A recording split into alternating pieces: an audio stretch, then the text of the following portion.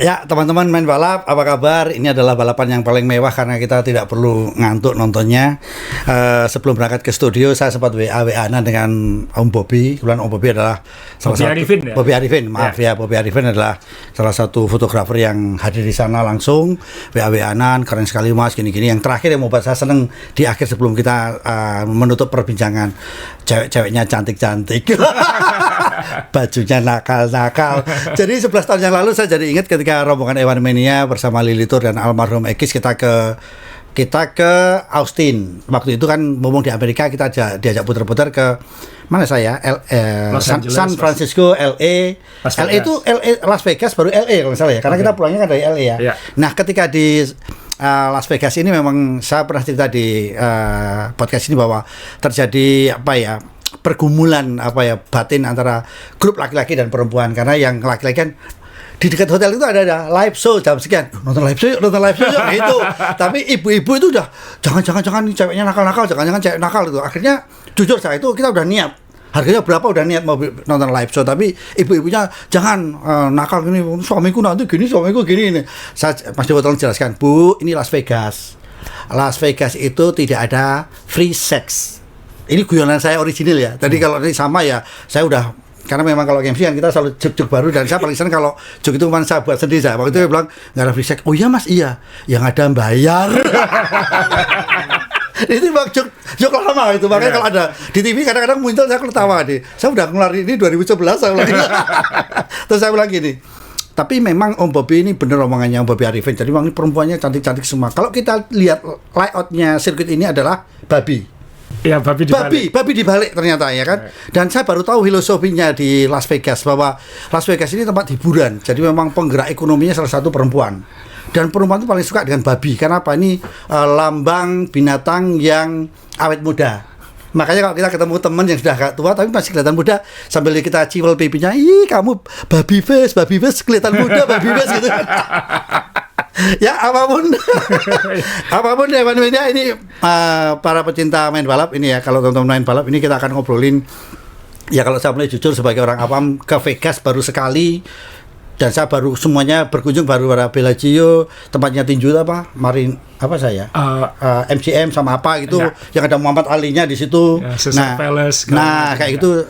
Kalau kemarin kita lihat malam hari dari atas, mewah. Ini salah satu foto yang gimana sih? Ya, saya dulu juga kalau sama teman-teman waktu kuliah juga, kalau weekend atau pengen apa, kita sering ke Vegas itu sejak tahun 90-an. Karena memang ya ini kota sejak 90-an. Ya kan saya 7 tahun tinggal di Amerika. Sejak tahun 90 sudah mulai nakal kota ini. Oh, sudah nakal sebelumnya. Jadi kawan bayi. Dan saya juga kalau sama keluarga juga main ke sini bukan untuk judi atau nakalnya, tapi memang banyak show yang sebenarnya bukan, memang Vegas ini identik dengan kalau apa yang terjadi di Vegas, stay di Vegas ya. Maksudnya kalau mau nakal ya di sini, tapi sebenarnya kan dia juga punya yang lain juga sebenarnya. Jadi termasuk anak saya waktu itu masih SD pengen banget ke sini, bukan karena pengen lihat kasino apa. Dia itu suka Air Manchuria Bellagio, dan dia sebelum berangkat ke sana itu sampai ngapalin urutan lagunya. Jadi kita waktu itu booking hotel di Paris yang seberangnya ini. Oh ya, ada Eiffel itu. Jadi kamar kita tuh menghadap ke Air Manchuria Bellagio di bawah ini. Karena dia supaya di kamar dia bisa ngeliatin di jendela aja gitu. Karena waktu itu musim panas juga, jadi panas banget kalau di luar. Jadi dia tahu habis ini lagunya ini ayah, habis ini lagunya ini ayah. Jadi sebagai pusat entertainment memang ngeri kota ini. Kota yang padang pasir nggak ada apa-apa. Jadi seperti ini. Dan kemudian Formula One, Liberty Media, pemilik F1 ingin membuat F1 di sini. Dan perjalanan menuju lombanya ini kayak gravis sinus kosinus, kalau saya ingat dulu guyonannya, jadi naik turun. Dihujat disenengi. Ya syukurnya endingnya kemarin saya kira termasuk yang high ya. Endingnya bagus menurut saya. Walaupun nanti ujiannya tetap tahun depan seperti apa, karena ini kontraknya 10 tahun. Saya kira balapan kita bahas nanti aja desa. Kita ngomongin bagaimana kota ini balapan ini tercipta, pro kontranya di mana saja Jadi di beberapa episode yang lalu kan kita pernah bahas, Mas Dewo bilang tidak masuk akal ini. Karena F1 mengeluarkan lebih dari $500 juta untuk membuat balapan ini. membeli tanah untuk membangun paddock permanen, kemudian menyewa sphere yang bola LED itu, kemudian menyulap kota ini butuh berbulan-bulan ya, mengganti aspalnya, memasang lampu sepanjang 6 kilo, lalu harus koordinasi dengan semua kasino-kasino ini bahwa mereka akan harus tutup sementara, dibangun tribun di sini, kompensasi ya, segala macam itu habis lebih dari 500 juta dolar untuk menyelenggarakan F1. Waktu di launching kan kita dulu wah hebat ini pasti ini hebat, tapi ketika dalam perjalanannya kan masyarakat Vegas ini kan doanya jelek semua. Maksudnya desain awalnya spektakuler, sampai kerbingnya aja dibuat seperti ini ya, dibuat seperti kartu, permainan kartu ini luar biasa. Dan F1 itu sudah memikirkan, F1 bersama pemerintah lokal tentunya, bagaimana caranya supaya proses konstruksinya ini tidak mengganggu. Misalnya membangun jembatan temporer, jembatan mobil ya, bukan orang. Jembatan layang temporer supaya ketika lintasannya diperbaiki, orang tetap bisa lewat. Ketika event berlangsung, mobil karyawan tetap bisa lewat. Dan ini jembatan layang mobil ya, bukan orang. Sekali lagi ini kalau dilihat dari depan nih, kita ambil dari media lokal, review jurnal. Ini bisa 2 lane Mas Yo. 2 lane di kanan, 2 lane di kiri. Jadi 4 mobil ya kanan kiri ya bisa. Gampang ya kalau buat orang Indonesia. Ini sementara, habis lomba langsung dibongkar lagi. Nanti tahun depan dipasang lagi, dibongkar lagi, pasang lagi, dan pakai aspal loh itu ya. Kita bangun jembatan layang 1 aja setengah mati lamanya gitu. Mereka bikin temporer ini nggak hanya 1 ya, 3 atau 4 biji ini di Vegas. Di Vegas? Iya. Bisa kembali ke sebelumnya, jembatannya kan panjang banget kalau kita lihat. Nah ini kalau saya zaman di Bantul dulu biasa nih, di sungai itu dibuatin kayak gini karena nggak ada jembatan resmi, dibuatin sama masyarakat pakai bambu, terus nanti kita suruh bayar gitu aja. Di Bantul udah biasa gini, cuma ini besi nih. Zaman saya dulu dari bambu. Besi dan aspal ya maksudnya ini luar biasa ya. Jadi ini safety sudah kayak permanen. Mereka mencoba memikirkan memitigasi sebanyak mungkin masalah ya. Cuman pada akhirnya kan tetap chaos. Orang komplain yang dulu berangkat kerja 20 menit jadi 1 jam. Kemudian orang yang kehilangan banyak waktu bekerja dan lain-lain. Jadi ya kontroversinya tetap rame. Belum lagi pohon ditebang. Banyak sekali kan pohon ditebang. Kemudian show yang biasanya gratis itu ditutup.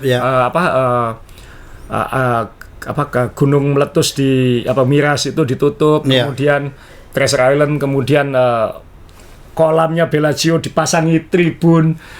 Wah ini komplain warga lokalnya luar biasa. Jadi sempat ramai, tapi ketika jadi memang spektakuler ya. Tampilannya memang spektakuler.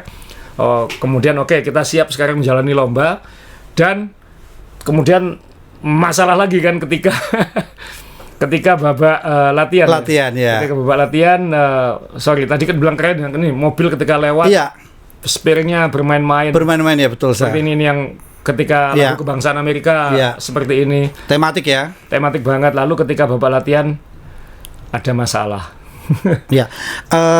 Ini penutup. Ini masyarakat saya. Yang ini dulu ya.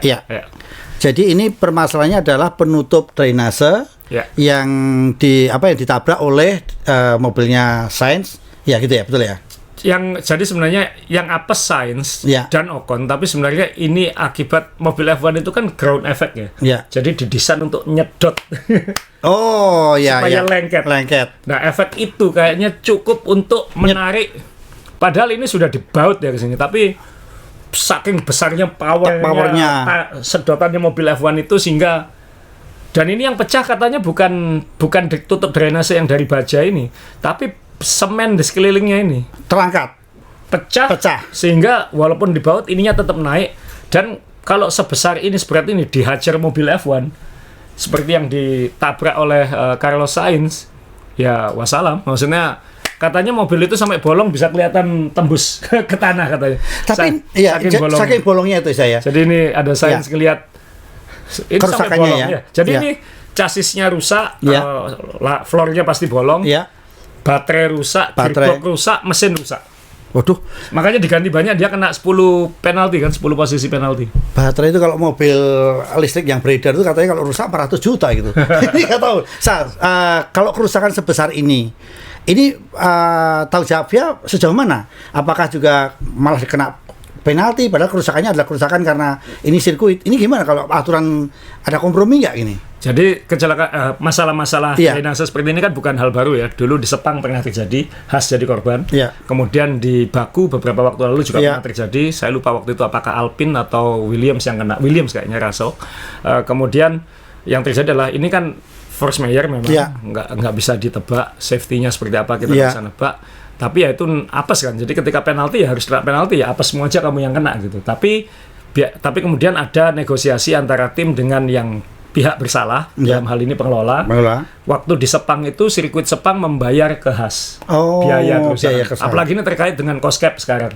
Jadi Ferrari pasti akan mendapatkan kompensasi, tapi Fred Vasseur bilang ini pembicaraan internal. Jadi pasti akan ada kompensasi antara penyelenggara, dalam hal ini F1 sendiri dengan Ferrari. Nah, ini sebabnya apa sih? Satu lagi, jadi seharusnya ini kan tidak terjadi ya Mas. Makanya sebabnya apa itu sebabnya? Kok bisa terjadi kayak gitu, safety-nya kok kalau orang awam kan lemah ya gitu loh. Semua perhitungan itu kan bisa dilakukan, tapi eksekusinya kan kita nggak pernah tahu gitu. Masalahnya di Las Vegas adalah ini sirkuit fresh tanpa balapan supporting. Jadi balapan tambahan ya betul, biasanya tanpa balapan tambahan sehingga benar-benar kali pertama sirkuit ini diuji adalah babak latihan itu. Dengan mobil sesungguhnya. Jadi nggak, tanda kutip, nggak ada gladi bersihnya Mas. Nggak ada F2 ya? Nggak ada F2, nggak ada F3, nggak ada Porsche Super Cup. Kalaupun itu safety car kan nggak sekuat mobil F1 ya. Jadi ya segala perhitungan, segala biaya tetap punya potensi masalah. Akhirnya solusinya adalah waktu itu babak latihan pertama hanya 8 menit ya kan, 8 menit kemudian di cancel. Pada komplain itu ya? Oh sangat komplain. Nah nanti kita bahas soal komplainnya itu lagi. Loh, saya juga komplain sama Bain itu, saya udah bayar ya. Kok ada balapannya? Yang dulu lebih parah ya. Terus. Jadi akhirnya diputuskan karena ada 30 lubang seperti ini. Akhirnya diputuskan adalah oke, semua tutup metal itu dicopot, ditutup pakai aspal dan beton kayaknya. Nah, kemudian nanti setelah lomba pasti diperbaiki lagi untuk anu. Nah, ini hebatnya fotografer sah. Mahal loh di fotonya. Mahal. Kenapa sah? Kenapa? Ada tulisannya Las Vegas itu. Tidak asal potret aja kan. Tetap brandingnya kena ya. Iya, brandingnya kena dan ini di Vegas gitu loh. Di fotografer memang pinter. Dan ini 30 lubang ya sekeliling, jadi butuh waktu untuk tutup ya. Waktunya molor sehingga dikompensasi untuk tim-tim babak sesi keduanya dibuat 90 menit, tapi itu kan udah dini hari, selesainya jam 4:30 pagi kalau nggak salah. Wah itu tim jangan mengeluarkan duit lagi karena katanya ada cost cap, tapi karena molor ya kena uang lembur lagi itu. Dan uang lembur itu yang juga bikin petugas pekerja sirkuit, polisi segala macam tidak mungkin stay sampai akhir lengkap, sehingga yang terjadi adalah para penonton diusir pulang sebelum sesi kedua. Hanya beberapa menit sebelum sesi kedua, penonton diusir untuk pulang. Kenapa? Karena memang nggak akan ada yang kerja. Jadi ini pakai polisi, kalau nggak mau pulang kita tangkap kayak gitu. Nah, gini loh. Jadi ini yang bahasa awam saya adalah di sana kan semua berdasarkan aturan. Betul. Kalau di kita kan nggak kasian ya, jauh-jauh dia pengen menikmati. Kalau kita pasti ada. Kalau sana kan nggak ada kan? Karena mahal sekali Mas Yok per jamnya, per orang. Kan ini ratusan ribuan pekerja.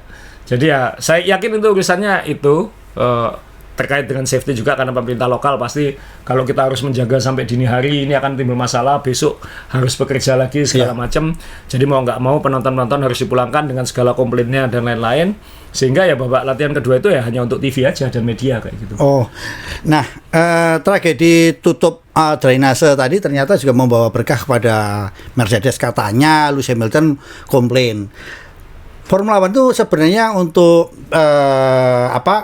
kewajiban utama untuk ketinggian mobil itu dipakai ukurannya pakai kayu yang plank atau tutup drainase. Nah ini dia protes ya. Dia protes katanya. Tutup drainasenya lebih tinggi. Makanya dia protes.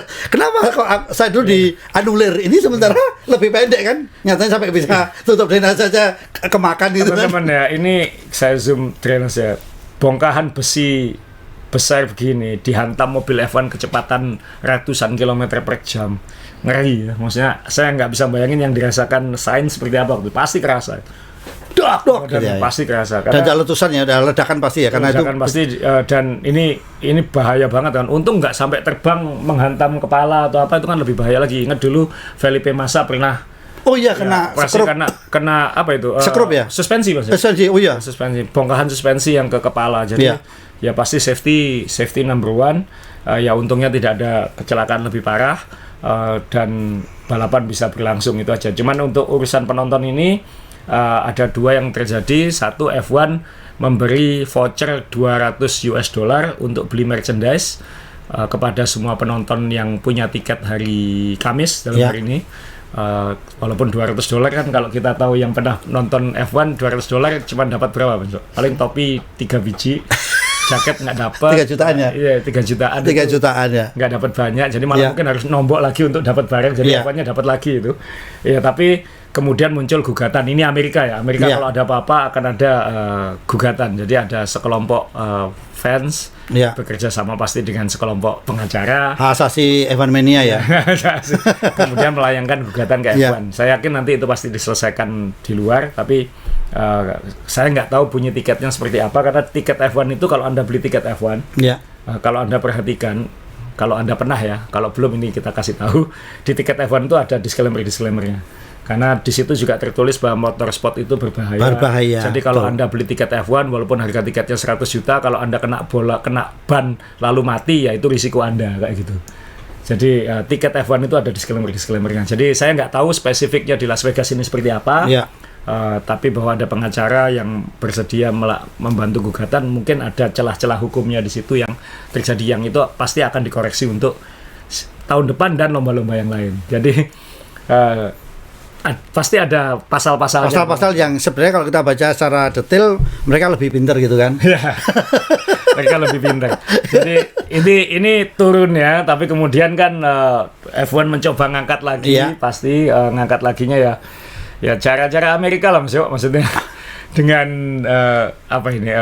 Michael Buffer itu siapa namanya? Yang teman-teman tahu, saya sih terkenal banget suaranya kan kalau tinju dan lain-lain. Yang ditiru MC dimanapun kalau olahraga ya gitu kan. Olahraga, jadi ya memang pembalap1 nggak dibilang kayak Verstappen misalnya bilang ini 99% show 1% sport gitu.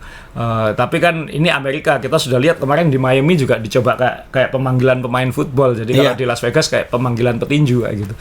Dan itu suka nggak suka ya harus nerima mungkin, karena kan ini cara Liberty Media, cara F1 menyambungkan F1 dengan masyarakat Amerika. Hiburan ya. Harus diingat ini untuk audiens Amerika, bukan untuk secara umum. Yang umum kan paling nonton balapannya, tapi untuk orang Amerika kan yang sukanya begini-begini nih, yang show yang berlebihan ini. Iya. Jadi semalam nggak ada salahnya ya kalau di shoot mereka bertiga naik mobil setelah pos itu yang nanti setelah lomba ya. Kan makanya kan ini tapi benar saya.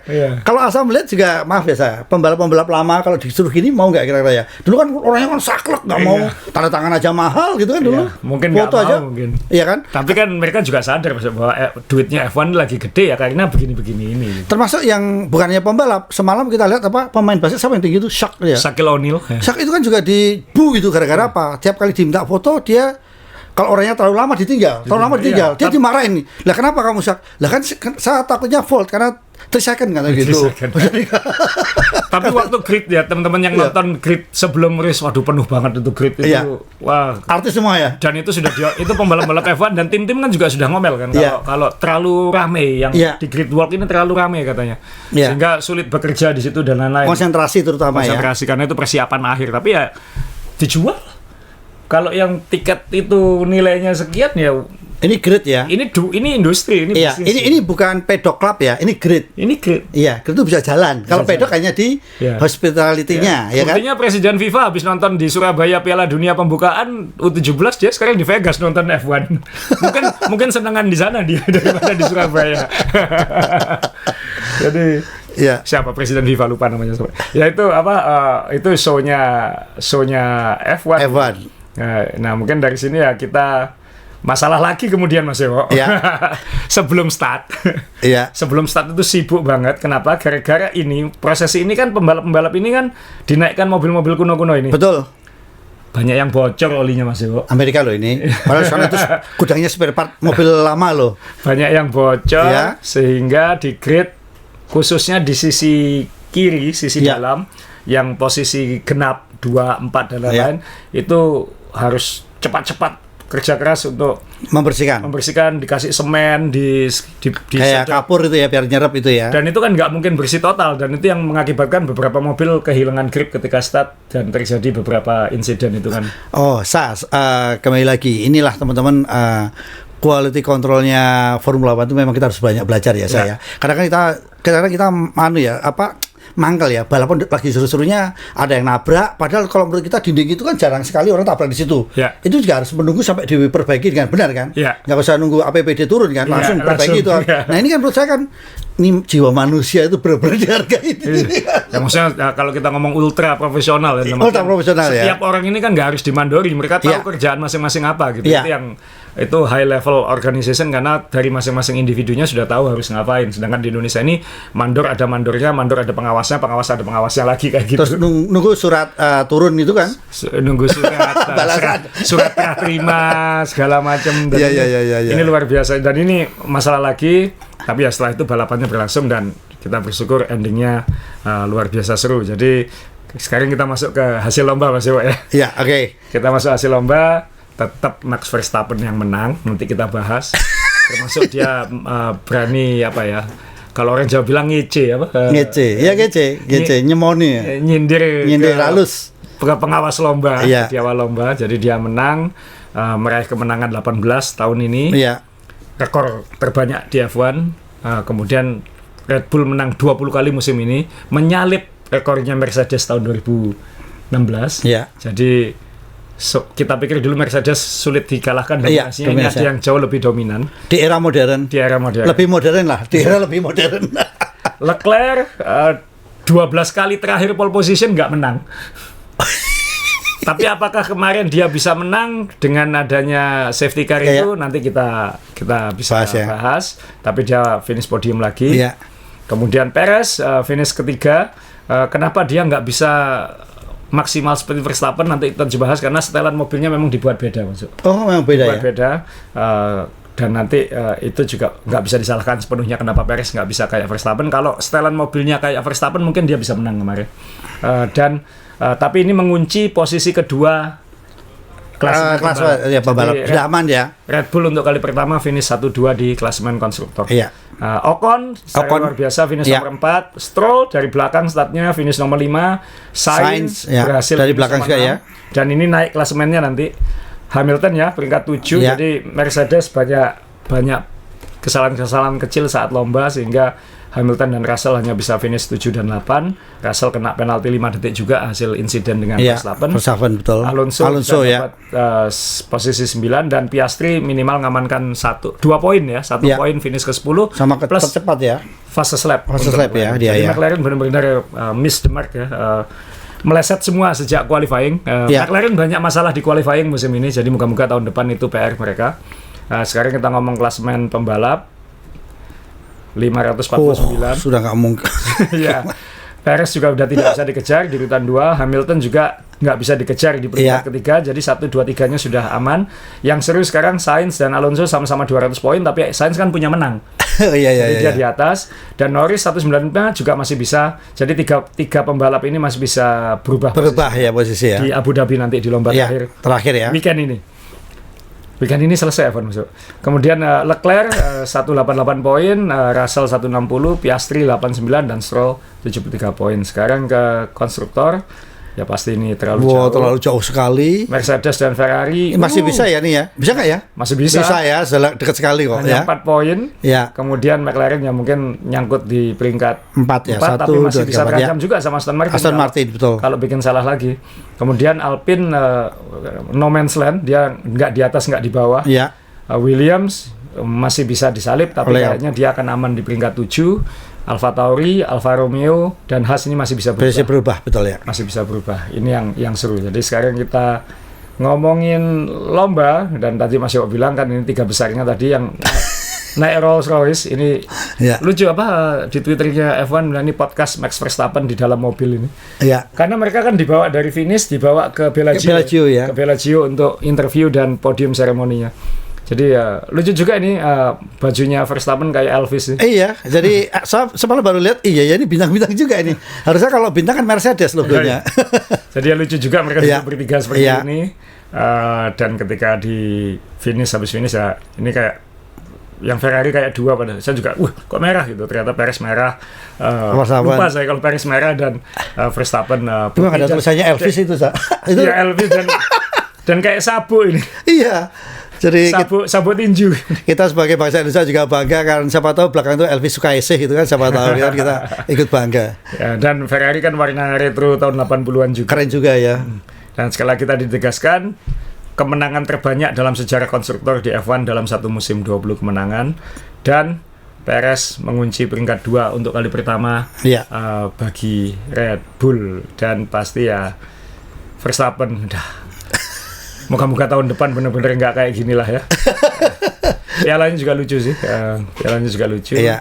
Nah sekarang kita ngomong lap pertama Mas Dewa, karena kan Verstappen ini dari angle sudut pandang Verstappen saat start dia kan dari sisi yang kotor itu. Iya. Tapi kan ini nggak jauh ya, dari start ke belokan kan nggak jauh. Sedangkan ini dari sudut pandang Leclerc, dua-duanya keluar lintasan, dan ini menghasilkan penalti 5 detik untuk Iya. Verstappen. Iya.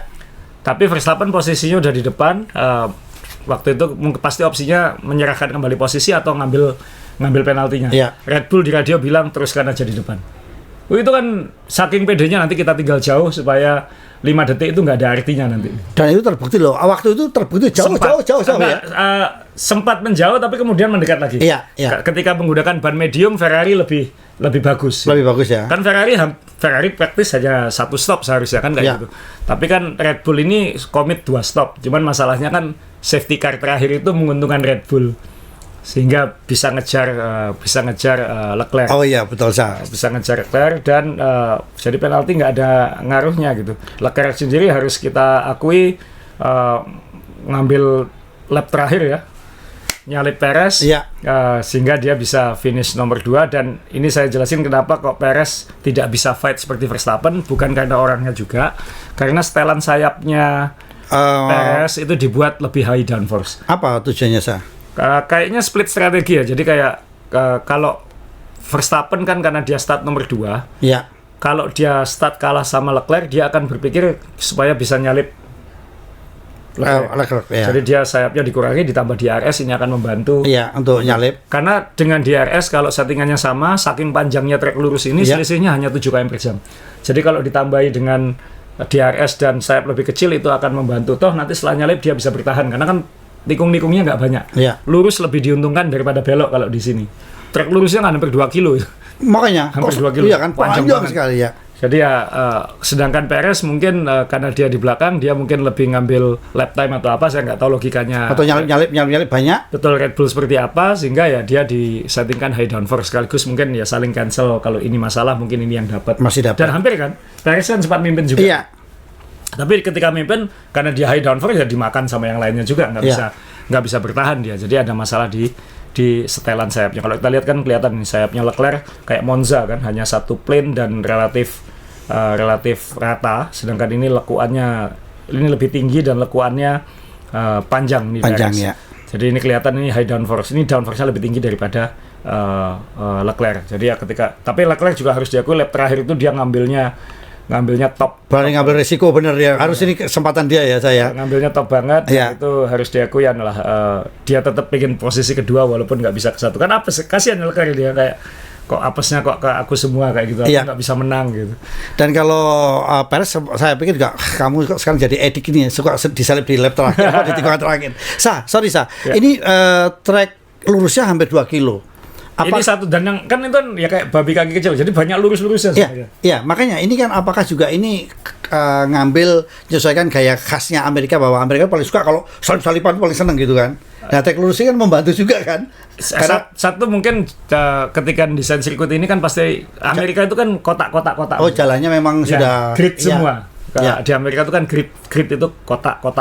Jadi sulit untuk membuat sirkuit yang meliuk-liuk kayak di Eropa. Seperti dulu di Phoenix, sirkuitnya F1 di Phoenix dulu juga kotak. Jadi sangat sulit. Nah, mungkin dia menyesuaikan dengan stripnya Vegas itu aja. Stripnya Vegas ini kan panjang lurus, supaya semua hotel bagus-bagusnya kena, panjangnya harus gini, habis itu tinggal menyesuaikan aja gitu. Jadi tinggal ngambil di atasnya itu aja. Ya mungkin, tapi menurut saya tetap akhirnya punya karakter Mas Dewa ya, karena kan ini jadi kayak Monza tapi pakai tembok gitu. Nggak apa-apa kan, jangan sampai semua street-sirkuit terlalu sempit. Iya, kayak maaf ya. Monaco, Singapura kan juga sempit sekali ya. Betul. Ini kan Singapura mencoba meliuk-liuk, tapi kan ya kalau dibilang punya karakter juga sulit ya ngomong Singapura punya karakter atau tidak. Ya karena memang mungkin karakter negaranya Singapura karena negara kecil mungkin juga jalannya kecil-kecil, tapi kalau ini memang kalau kita lihat jalannya kan ini pakai separuh ini saya. Enggak, masih kecil lah Las Vegas, tapi stripnya kena semua ini ya. Maksud saya kan jalan di sana memang lebar sekali kan. Kita pakai sebelah kiri atau kanan aja cukup kan. Ini satu sisi ini ya. Satu sisi segede ini kan. Kalau di Singapura kan ini udah jalan dua arah. Jadi emang luar biasa. Luar biasa karakternya ya akhirnya tetap akhirnya Red Bull yang menang. Jadi ya untung balapannya seru lah. Jadi kalau diberi nilai 1 sampai 10 ya mungkin minimal 7 lah, atau mungkin ada yang ngasih 8 karena seru. Ya, tapi kalau soal Ferrari, Bang, saya dari awal udah bilang nih Ferrari ini antara bagus sekali atau mungkin sial. Karena kalau saya pikir gitu, karena memang selama ini kan dia belajar berjudi saat ngambil strategi. Ini kota judi dia nyesuaikan aja nih. Ya, kemarin jadi harus kita akui Ferrari nggak bagong ya. Ferrari ini ada apesnya ini. Apes yang satu Sainz kena drainase sehingga posisi startnya turun 10 posisi. Iya. Tapi kalau normal balapan gimana sah? Kalau normal kita ngomong normal ya. Ini Sainz juga sempat melintir di awal kan? Iya. Jadi Sainz karena start belakang dia nggak bisa bantu Leclerc. Bayangkan kalau Sainz bisa bantu Leclerc tarung di depan. Mungkin beda, minimal ada yang bisa ngeblok. Verstappen mungkin. Jadi ya sekali lagi dari awal Ferrari sudah apes. Kemudian timing safety car, which is diakibatkan oleh Verstappen senggolan dengan Russell. Itu menguntungkan Verstappen. Karena timing pit stop. Jadi Leclerc baru pit stop, dia berhasil menghemat ban lama sekali, medium itu sampai lama sekali ya. Sehingga dia membuka window satu stopnya, sedangkan Red Bull sebenarnya sudah komit 2 stop itu. Red Bull sudah komit 2 stop, tapi diuntungkan 5 lap setelah Leclerc pit stop, Verstappen senggolan dengan Russell, banyak pecahan sayap di lintasan yang harus dibersihkan, akhirnya harus safety car, dan akhirnya tanda kutip Red Bull dapat free pit stop. Jadi memang faktor luck kembali yang dibahas beberapa waktu lalu. Jadi ada elemen Champions luck.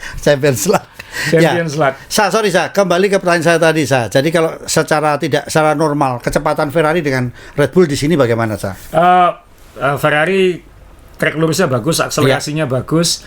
Di street circuit yang lebih bumpy bagus, Singapura menang ya. Jadi ya ini baiklah, pertanda baiklah. Cuman memang nanggung di sirkuit-sirkuit tradisional ya Ferrari ini ya. Jadi nggak tahu nanti filosofi mereka untuk 2024 seperti apa, tapi di sirkuit ini yang jelas mereka kompetitif. Sejak babak latihan mereka tercepat terus gitu. Tinggal saat lomba aja kan. Saat lomba ini kan apakah kalau misalnya saat tidak ada safety car di tengah-tengah itu, apakah Leclerc bisa menang? Tetap bisa ya, bisa enggak. Tapi minimal kita akan ngelihat pertarungan lebih seru sampai akhir gitu. Ini kan intinya 5-10 lap terakhir kan sudah selesai, Verstappen di depan. Iya. Jadi mungkin lebih seru kalau mungkin karena kalau nggak ada apa-apa ya mungkin Leclerc akan di depan terus karena dia nggak pit stop. Ini pakai ban pit stop lebih cepat, dan ini akan ngejar ketika bannya Leclerc di akhir ini makin habis. Mungkin akan ada drama-drama, tapi kan kita tidak bisa melihat itu akhirnya karena ada safety car di tengah-tengah. Tapi tetap Leclerc nyalip Perez di lap terakhir luar biasa.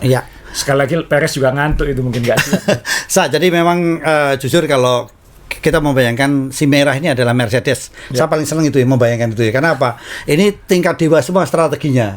Karena udah juara dunia berkali-kali, udah jago. Sementara kalau kita lihat di Ferrari ini kan zaman-zaman Ross Brown aja ke top sekali. Setelah itu kacau balau. Setelah itu nggak konsisten ya. Iya kan, nggak konsisten kan. Ya moga-moga lah nanti tahun depan Ferrari naik, Mercedes kembali ke jalurnya. Aston Martin bisa naik dan McLaren juga bisa naik, sehingga ya luar biasa dominasi Red Bull, tapi tolong jangan lebih, jangan kelamaan. Ya, kita belajar dari MotoGP lah, pemenang juara dunia itu baru menang 6 kali itu. Bisa juara dunia nanti. Atau 7 kali. Ya, kita salut juga ke Alpine ya. Alpine ya luar biasa sah. Sampai akhir musim tetap bisa memberi warna lah pertarungan, jadi nggak membosankan juga. Ini di belakangnya Williams yang startnya bagus, start terbaik Williams dalam berapa tahun gitu. Iya. Tapi akhirnya tetap saat lomba ya tidak kompetitif kayak gitu. Ya Gasly kenapa saya kan harusnya ini lebih dominan daripada Ocon semalam tuh, karena faktor safety car yang keluar masuk macam-macam lah kemarin maksudnya. Iya kan kita lihat siapa apes timing dan lain-lain. Iya.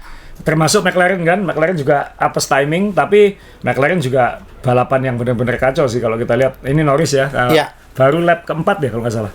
Lap keempat Norris langsung kecelakaan besar, kayaknya dia kena bump, jadi ada lintasan itu kan memang bumpy kalau walaupun kelihatannya mulus, tapi mobil F1 itu kan bump sedikit mili aja akan mantul gitu. Nah, bannya masih dingin, lintasannya sangat dingin ya lintasannya. Kemudian ban masih dingin, lintasan dingin, kena bump, nggak bisa dikoreksi, lepas kontrol karena ada yang bilang kayak pakai ban intermediate saat hujan kan gripnya. Jadi melintir gitu ya.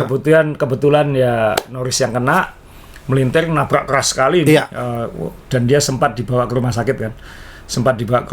Ya untungnya setelah itu nggak apa-apa balik. Jadi weekend ini dia akan bisa tampil di Abu Dhabi. Khawatirnya kok dibawa ke rumah sakit, biasanya kalau dibawa ke rumah sakit itu sakit, ada sesuatu yang nggak ada gegar otak atau apa, tapi ya syukur alhamdulillah dia nggak apa-apa. Kita lihat ini safety pengamanannya ya. Iya. Ini safety barriernya ini barrier yang lentur itu kan 1, 2, 3 lapis tambah 2 di belakang seperti ini. Karena memang ini kan di trek lurus yang begitu tinggi, jadi kalau ditabrak head on mungkin juga masih aman kayak gitu. Ini kalau Amerika masuk musim apa ya saya? Kalau kita lihat semalam kan, kalau tadi Asa bilang ini ban masih dingin, lintasan mau juga masuk musim dingin ya masuk. Iya, makanya kan semalam kan semuanya pakai jaket kan? Pakai jaket. Itu kan anginnya tinggi banget ya, kencang banget ya. Angin padang pasir, jadi kencang gitu. Kencang betul. Dan apa ya, bulan November itu tadi malam belasan derajat Celcius kalau nggak salah, 15 atau 18 derajat, itu masih lumayan hangat lah, karena sempat dikhawatirkan kan suhunya turun sampai 5 derajat Celcius. Dan itu buat ban ya kayak ice skating karena dingin kan. Mobil-mobil F1 ini kan biasanya gini, kalau siang temperatur udara 20, temperatur lintasannya bisa 30 karena kena matahari. Nah ini kan sudah suhunya dingin, nggak ada matahari, jadi dingin, jadi suhu permukaan lintasan sama dengan suhu udara. Itu yang mobil F1 tidak terbiasa dengan yang seperti itu. Oke, ada balapan malam lain, tapi kan di tempat yang panas, Singapura, kemudian Timur Tengah. Jadi agak beda ketika di Las Vegas seperti ini. Tapi nggak apa-apa, itu memberi warna baru kan, memberi tantangan untuk skill pembalap ya. Skill pembalap dan lain-lain. Jadi makanya itu kan banyak yang eksperimen dengan high downforce kan, karena kan untuk nambah grip. Jadi awal-awal kita lihat memang ada waktu itu, benar nggak ya saya video yang menunjukkan Mercedes mencoba lintasan yang ngepot-ngepot karena mungkin terlalu dingin atau apa gitu. Ketika mereka harus melakukan itu supaya maksudnya waktu itu sempat saya lihat juga di reels itu, saya lihat di medsos saya kan, kok ini licin nggak sih lintasannya, kok kayak licin ya. Karena kan sekali lagi belum pernah ada datanya kan. Oh iya. Betul, yang pertama pakai ya F1 bukan F3, F2 atau bahkan balapan kecil-kecil kan juga nggak ada. Intinya data ini sebenarnya blank ya. Blank. Ya nggak blank, tapi mungkin simulator ada, tapi kan mungkin nggak bisa melihat kenyataannya ya. Pirelli, engineer semua baru tahu data realnya ya ketika balapan ini ya. Kamis, Jumat dini hari itu. Ya, kalau melihat balapan semalam, ini kan kalau kita lihat memang pertarungan Ferrari dengan Red Bull. Kemudian di belakang-belakangnya menurut Asa yang cukup menarik untuk dilihat, karena kita lihat sekarang kayak semalam juga Alfa Tauri, di belakang banget. Alfa Romeo juga nggak bicara banyak. Yang kita kadang-kadang William malah. Maaf, saya lagi nyari foto ya ketika ini ya. Jadi ya ini lap pertama tadi yang gara-gara ada cacaran oli tadi itu, sehingga Alonso kayaknya kena itu. Alonso ya betul. Alonso kena melintir. Sehingga persaingan sebenarnya kalau kita ngomong lihat klasemen tadi kan, persaingannya sekarang kita tinggal menunggu perebutan posisi pembalap antara Sainz, Alonso dan Norris. Balapan terakhir ya. Tapi papan bawahnya kan seru ini karena Haas masih ingin dapat poin supaya bisa nyalip Alfa Romeo, hanya selisih sedikit. Dan Alfa Tauri. Jadi praktis sebenarnya tinggal itu aja kalau persaingan. Belakang kemarin kan Ya kemarin mungkin karena ini tahun pertama ya, jadi masih acak banget gitu, karena ada yang high downforce, ada yang low downforce. Apalagi babak latihannya dikompres hanya 90 menit di hari Kamis atau Jumat, sekarang ngomongnya susah ini. Kemudian di hari Sabtu juga latihannya pendek, kemudian harus langsung qualifying. Untung nggak ada sprint race, kalau ada sprint race lebih chaos lagi. Iya betul. Lebih chaos lagi. Jadi ya data tahun ini baru akan dibawa tahun depan. Ya. Jadi kalau kita ngomong sekarang mungkin waktunya ngevaluasi nih Mas Yuk, balapan. Yang evaluasi saya pengen Om Bobby Mas Yuk, karena Om Bobby udah ngirim note banyak ini yang harus dibaca. Ya, jadi tadi memang dia note-nya banyak, udah saya forward ke Asa. Om saya nggak mudeng ya ulangnya. Saya juga dikirim sih. Jadi teman kita mungkin peliput F1 terbanyak dalam sejarah Indonesia, ya, Bobby Arifin, betul. Yang ID medianya paling banyak di Indonesia. Iya. Saya mungkin nomor 2 masih. Dan dia kalau Amerika udah kayak rumahnya sendiri. Jadi tinju, F1, sekarang basket. Iya. Jadi yang terbanyak dalam sejarah Indonesia, ini harus dibuatkan rekor muri yang Bobby. Yang pegang ID card F1 terbanyak adalah Bobby. Yang kedua antara Arief Kurniawan atau saya. Nggak tahu yang mana nanti. Harus banyak-banyakan ini, harus dihitung. Tapi Om Bobby nggak sempat kita ajak podcast, tapi saat kita syuting ini dia sudah di Los Angeles ngeliput Los Angeles Lakers, sehingga tidak bisa bicara langsung. Tapi dia sudah ngirim, saya minta tolong Om Bobby minta fotonya di Vegas. Aku nggak pernah foto di sirkuit. Waduh ya, minta fotonya sekarang. Jadi ini foto terbaru beliau sedang liputan basket. Kemudian hobinya sama dengan saya, basket, F1. Sepeda aja yang doi nggak. Jadi ini bilang kesimpulan intinya Om Bobby. Saya bacakan ya. Satu, F1 dalam tanda kurung Liberty Media boleh dibilang sukses melebihi ekspektasi. Jadi endingnya tetap Om Bobby yang merasakan. Padahal Om Bobby ini termasuk yang ngomel 5 jam sebelum lomba kena macet dia ngirim foto. Kemudian insiden yang terjadi seperti tutup air itu jadi bisa diabaikan. Jadi nggak penting kata Om Bobby. Cuman komplain penonton yang soal dikasih voucher itu aja yang lucu dia bilang, karena masa cuma dikasih voucher itu kan penting gitu. Kemudian dan Om Bobby kan yang meliput pasti repotin Mas, finishnya di sana tapi interviewnya di Bellagio. Dan ini tidak ada, kalau kita liputan di sirkuit yang tidak permanen semacam ini, nggak ada shuttle bus yang ngatur, jadi jalan kaki. Saya bayangin kalau kita liputan Mas Dewa yang pegang kamera, Mas Dewa lari ke Bellagio, gimana caranya? Iya betul. Sangat sanggup. Yang naik podium naik Rolls Royce sana, Mas Dewa lari itu. Iya, nggak sanggup. Renang mungkin di Bellagio. Jadi ya wawancara sesudah race dilakukan di zona Bellagio. Ini katanya juga untuk kompensasi karena penonton yang mahal itu yang di zona Bellagio. Iya. Nah, mereka tidak dapat apa-apa. Jadi kalau interview finish podiumnya di situ, mereka dapat podiumnya. Jadi kayaknya nih saling bagi, udah kamu dapat podium, aku dapat apa segala. Iya, walaupun pembalapnya yang cemberut. Iya. Karena ini kemudian sirkuit Las Vegas kalau dipakai long run balap bisa menguras energi para race engineer. Karena untuk simulasikan kondisi tracknya tricky. Apalagi angin cukup sensitif untuk mobil. Jadi yang merasakan angin kan mobil di sana. Jadi faktor angin juga cukup besar. Mercedes kalau nggak salah sempat ngomong sama Lewis ya, anginnya kok tambah kencang ini gitu. Betul. Kalau Verstappen bilang 99% party, 1% sport. Kalau Om Bobby bilang partinya memang lebih dominan sih. Kalau menurut Om Bobby 80% party, 20% racing gitu. Terima kasih. Tadi aku mau nanya itu sebenarnya berapa persen karena kan harus di sana untuk merasakan ya. Kemudian buat teman-teman yang ke depan ingin nonton ke Las Vegas, Om Bobby punya saran. Fan zone terbaik adalah T-Mobile yang dekat Sphere. Yang dekat bola itu ya, LED itu ya. Karena ada panggung hiburan raksasa, ada Blue Man, Cirque du Soleil, DJ, jadi ada akrobat, ada semua di situ. Jadi entertainment di situ semua yang free ya kita ya, istilahnya. Betul. Nonton sambil nonton itu ya. Betul. Jadi disarankan Om Bobby kalau tahun depan mau nonton ke kawasan dekat Sphere, cari tiket yang di situ. Kemudian ya yang harus diimprove kalau Om Bobby bilang ya traffic management pasti, karena kan masalah kemacetan adalah utama. Kemudian ini bukan hanya mobil ya, people moving management. Iya. Jadi kalau ada kekacauan bisa jadi banyak korban nih kalau ada orang dorong-dorongan, karena jembatan penyeberangannya tidak sebanding dengan jumlah penonton saat race day. F1 mengklaim 315.000 penonton sepanjang weekend ini. Iya. Itu belum termasuk warga, pekerja dan orang kampung pengunjung Las Vegas yang bukan untuk nonton F1 gitu.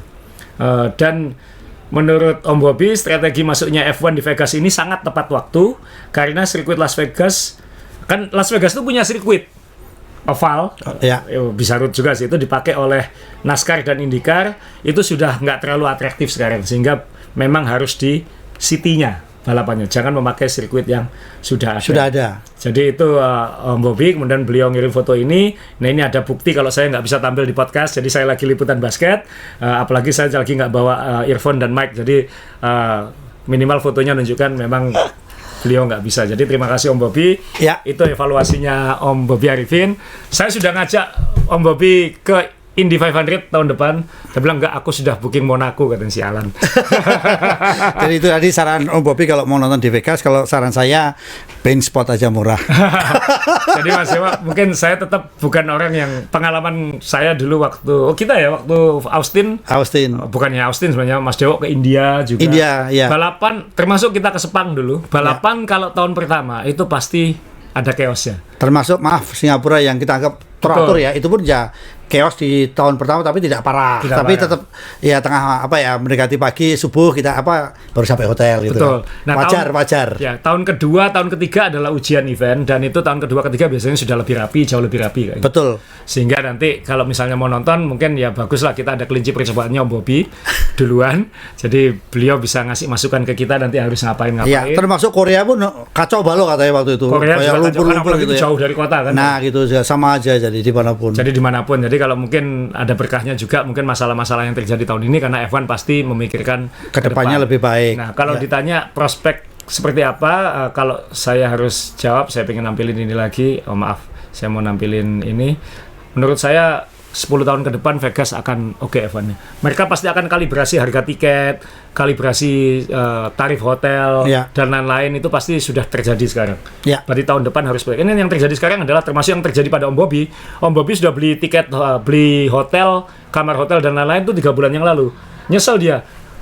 Sekarang lebih murah katanya kayak gitu. Karena tahu demand-nya kurang langsung turun. Ya. Jadi ada yang beli 3 bulan lalu atau 6 bulan lalu, kalau beli sekarang itu selisihnya 80% bisa. Jadi kayak diobral. Betul. Nah, jadi ya itu juga. Tapi tahun depan ya jangan berpikir seperti itu. Ya belum tentu juga. Jadi ya kita harus ya, makanya tahun kedua ketiga itu ujiannya kayak gitu.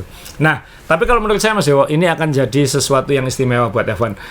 Satu, F1 pasti nggak akan rugi kalau dihitung 10 tahun. Vegas juga mungkin akan mendapatkan manfaat. Ada yang baru, ada yang show kelas dunia di Vegas yang melibatkan seluruh kota.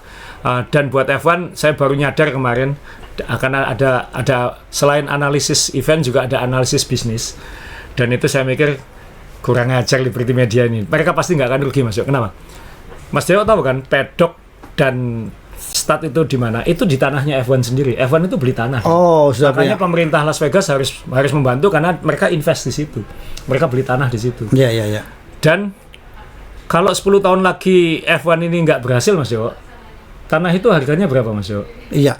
Dan ini yang luar biasa. Dan ini yang cerdas ya. Yang cerdas kalau kita lihat, maaf ya, Monaco kita lihat. Monaco kan juga pedoknya kan juga temporary. Iya. Saya nggak tahu Singapura juga pasti temporary. Ada yang di Marina Bay itu ada yang agak permanen. Iya. Tapi kalau ini kan SHM ini. Iya. Iya kan? Iya. Bukan pemerintah loh. Iya. Iya kan? SHM loh.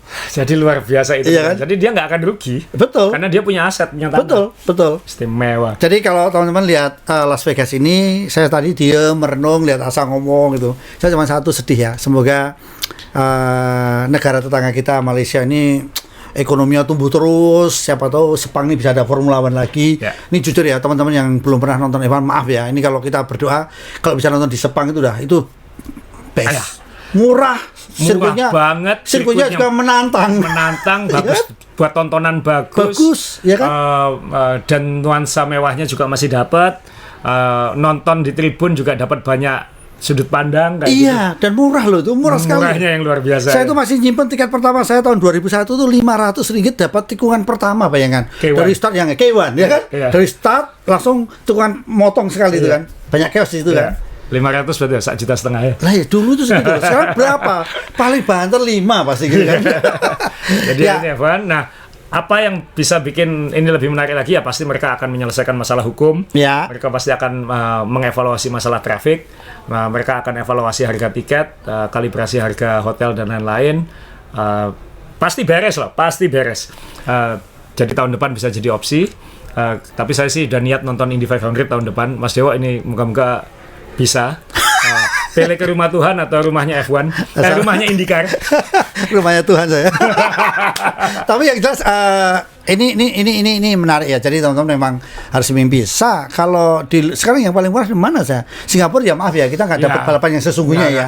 Mohon maaf ya teman-teman ya. Shanghai ya. Saya nonton Singapura sekali dan saya nggak pengen balik lagi karena saya nggak merasa itu F1. Walaupun balapan tahun ini spektakuler, tapi suasananya masih lebih ke konser dan business meeting gitu. Jadi saya nggak dapetin rohnya.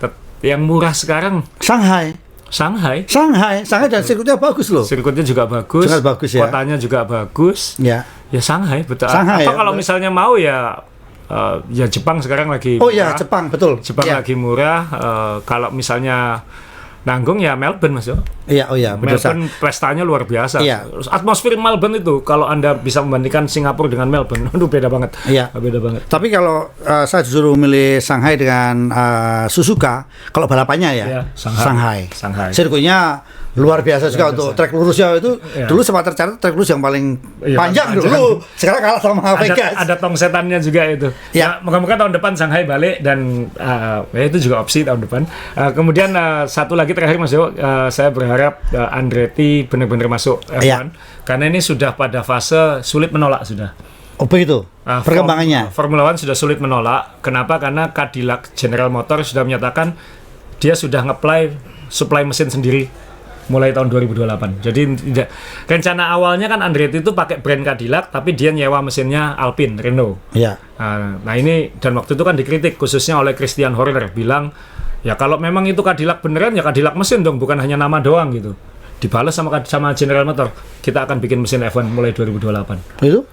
Jadi kok kenapa Cadillac yang diserang sama Horner, bukan Aston Martin dan Alfa Romeo? Jadi tim-tim ini semua kan mencari alasan gimana caranya supaya tidak ada tim ke-11 kan. Tapi kan sebenarnya bukan mereka yang memutuskan adalah F1-nya, FOM-nya, Formula One Management. Nah, FOM ini dipressure terus karena kalau ditolak ini bisa gugatan hukum juga kan, karena kan anti monopoli ya, anti kebebasan itu ya, intinya hukum monopoli lah. Dan ini Michael Andretti sekarang agak di atas angin, jadi moga-moga segera diputuskan supaya bisa 2025 atau 2026. Dan kalau ada Andretti di Las Vegas, Andretti itu brand name di Amerika. Jadi jangan kaget kalau nanti ada cafe Andretti di Vegas atau apa, itu akan membawa emosi orang Amerika. Preman itu saya ini, maksudnya tokohnya gitu loh. Tokohnya yang paling dikenal sana itu ya. Pokoknya kalau mau parkir, namanya Andretti kurang. Bapaknya Asa itu Andretti. Anakmu lah. Jadi itu Mas Yo, kesimpulan akhirnya. Terima kasih Om Bobby tadi evaluasinya. Om Bobby terima kasih untuk evaluasi dan infonya. Saya sebelum ditutup, ini mau ditutup belum? Boleh, tutup ya. Saya ini tinggal satu lomba Mas Yo. Saya ini ada brand baru punya aku saya. Ini ya sepatu basket saya, mungkin yang kenal saya di dunia basket. Lucu juga sih kemarin ada yang komen loh, ternyata jadi ada yang kenal saya hanya di basket, ada yang kenal saya sepeda, hanya di F1, hanya yang kenal saya hanya di sepeda. That's okay. Sendiri-sendiri.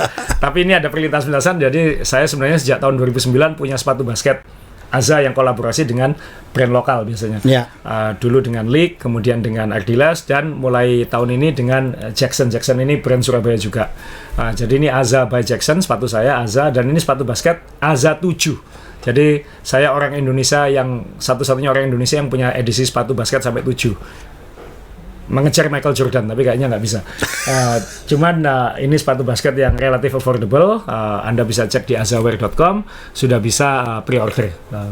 Dan warnanya white on white full. Ini sepatu technical basket ya. Ini benar-benar sepatu basket buat yang hobi basket. Ya. Nanti ada edisi khusus Chinese New Year. Lalu nanti ada edisi khusus 20 tahun DBL menyusul. Tapi ini yang pertama, dan ini yang unik nanti yang banyak yang nggak tahu. Amit, saya pinjam Mas Yo, tangan kiri. Ada logo DBL karena itu Liga Basket Pelajar yang saya punya. Ada logo DBL di sebelah kanan. Yang sebelah kiri ada tanda tangan saya. Dan ada tulisan sebenarnya di sini. Yang kiri tulisannya New Chapter, babak baru, dan Bright Future, masa depan cerah. Jadi kenapa warnanya putih polos? Karena ini babak baru. Ya.